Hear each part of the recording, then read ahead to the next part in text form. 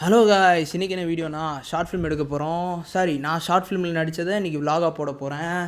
So என்ன கதைன்னு பார்த்தீங்க அப்படின்னா, நான் இது வரைக்கும் ஒரு 5 ஷார்ட் ஃபிலிம் நடிச்சிருக்கேன்.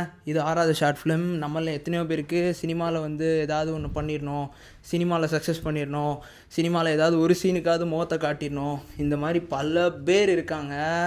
ஸோ உண்மையிலே வந்து அந்த மாதிரிலாம் ஆசை இருந்துச்சு அப்படின்னா நிறையா பொறுமையும் ஹார்ட் ஒர்க்கும் கன்சிஸ்டன்சியும் வேணும்.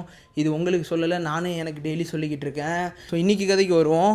இன்றைக்கி என்ன அப்படின்னா, என்னை வந்து ஒரு ஷார்ட் ஃபிலிமில் வந்து நடிக்க கூப்பிட்ருந்தாங்க. ஸோ அதுக்கு போகலாம் அப்படின்னு காலைல 4:30 மணிக்கு எழுந்திரிச்சு கிளம்பி, நான்லாம் 4:30 மணிக்கு எந்திரிக்கிற ஆளே இல்லை காய்ஸ்.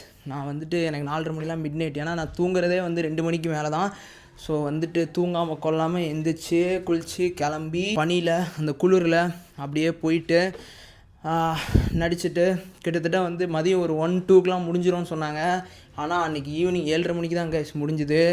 ஸோ இதை மாதிரி தான் சினிமாவில் பல சாக்ரிஃபைஸ் பண்ணுற மாதிரி இருக்கும். ஸ்டார்டிங் ஸ்டேஜஸ்லலாம் வந்துட்டு நான் இதை பண்ண மாட்டேன் அதை பண்ண மாட்டேன்னு நம்ம சொல்ல முடியாது.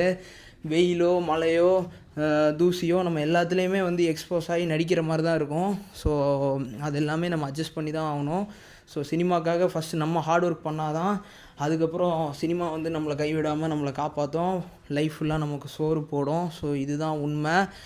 ஸோ இங்கே என் ஷார்ட் ஃபிலிமில், இந்த ஷார்ட் ஃபிலிமில் நான் பார்த்த எக்ஸ்பீரியன்ஸ் என்ன அப்படின்னா, இது வந்து ஒரு டிஃப்ரெண்ட்டான ஷார்ட் ஃபிலிம். ஸோ இதில் நிறையா டெக்னிக்கல் ஒர்க் இருந்துச்சு. ஸோ அதனாலே வந்து டேரக்டருக்கும் டிஓபிக்கும் பல சண்டை நடந்துச்சு, பல பிரச்சனையாச்சு. மொத்த செட்டுமே வந்து ஒரு ஹீட்டப்பான ஒரு சுச்சுவேஷனில் இருந்துச்சு. எப்போ வேணால் சண்டை வந்து, எப்போ வேணாலும் இது வந்து நான் பண்ண மாட்டேன், நீ பண்ண, ஆர்டிஸ்ட் எல்லாருமே வெயிட் பண்ணுற மாதிரி இருந்துச்சு.